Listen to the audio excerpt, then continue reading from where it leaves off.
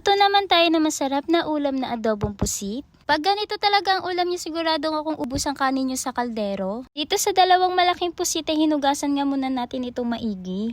After naman natin mahugasan ay tatanggalan ko naman ito yung part niyang matigas at yung plastic niya sa likod. Tanggal ko na nga din yung ulo para linisan itong loob at matanggal yung mga bituka ng pusit.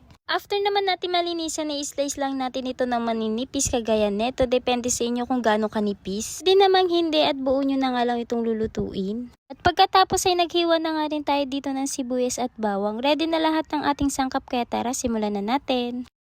Sa ating pan ay maglalagay lang tayo dito ng konting mantika at masutay lang tayo dito ng bawang at sibuyas. Sutay lang natin ito hanggang sa lumabas ang aroma, tsaka na natin isusunod dito yung mga pusit, daon ng laurel, paminta, soy sauce at ang oyster sauce. Haluin lang natin ito at maglalagay na rin tayo dito ng konting tubig at pakuluan lang natin ito ng mga ilang minuto. At huwag natin itong i-overcook para hindi makunat itong ating pusit. Naglagay na rin ako dito ng konting asukal para medyo matamis itong ating adobong pusit. Optional lang po ito, pwede naman hindi, depende sa inyong gusto. Lipas ng ilang minuto ay luto na nga rin itong ating masarap na ulam na adobong pusit. Naglagay na rin tayo dito ng siling haba para medyo mayroong hang itong ating adobong pusit. Kuluan ko lang ito ng mga 2 minuto at wag nga natin itong i-overcook para hindi makunat itong ating pusit. Nandito na lang po ang 40 days video. Don't forget like and follow me, share for more videos. Thank you for watching. Bye bye!